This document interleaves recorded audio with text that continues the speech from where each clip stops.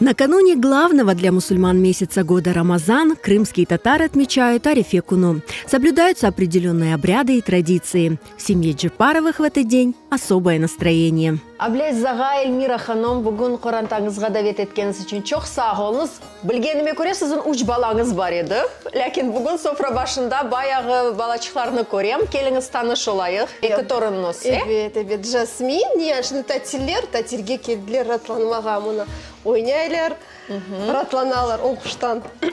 Муслим, Сейт Яхуб ве Насия. Бұл есемені мақайым Аблязиз. Bugün gerçekten de acayip gün. Bugün Arife gününde ayrı bir böyle muhit, bir Kur'an'da. Aslında siz bu günge nasıl emniyet veriyorsunuz? Biz bu konu tırışamız birlikte geçirmege, hazırlanmege, oraza ayga hazırlık tutamız.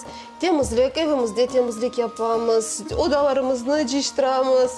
Изначально Арафа – это день накануне другого большого праздника – Курбан-Байрам. День, когда паломники посещают гору Арафат у Мекки. Но крымские татары готовятся ко всем важным мусульманским событиям.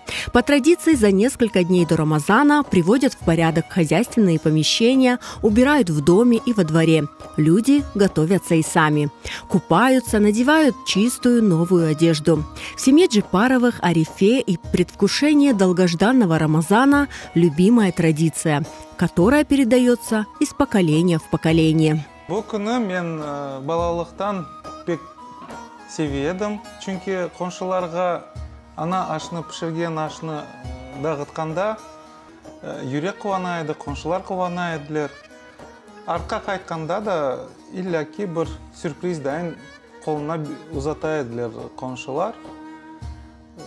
Үшін балалықтан біздің балаларымызға да о күнні тырышамыз огретмеге. Балалар önde oraza yakınlaşsa, önde kuvanalар, başlaylar kuvanmağa. Çünkü bir ay biz oraza tutacağımız birlikte, önde bunu Nasiye de bizden oraza tutmağa muslim. Onlar önde psikolojik tarafından hazır olalar demek bunu bu günden son, önde ay devamında Kur'an-Tamıznen iftarlarga sabah тенчитлерге турачамыз. Веселый смех детей, радость. Дети активно помогают взрослым, развлекают песнями и стихами. Маленький Сейт Якуб признается в любви.